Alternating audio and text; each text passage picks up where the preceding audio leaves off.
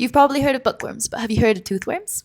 Well, then let's back up around 7,000 years to the Sumerians, the same people who brought us the wheel, writing, mathematics, and even dentists. These dentists came up with a brilliant explanation for tooth cavities: a worm that lived in your teeth. They believed these fantastic little creatures dug little holes out of their teeth looking for food, and that's what caused the cavity. While this hypothesis may sound a little funny nowadays, this explanation came up again and again throughout history. After the Sumerians, it came up again in Chinese writings a couple of years later, then again in ancient Greece with Hippocrates, and then again in ancient Rome. In fact, it wasn't until the 1700s that Antony van Leeuwenhoek, who invented the microscope, began changing people's thinking. After messing around with his new invention and picking out some things from his teeth, he saw tiny organisms floating in his saliva under the microscope.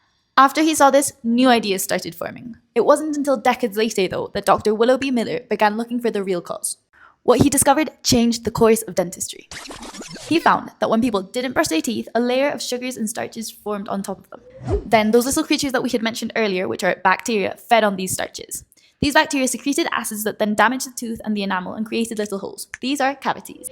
So kids, remember to brush your teeth at least twice a day to prevent those toothworms from giving you cavities. The more you know.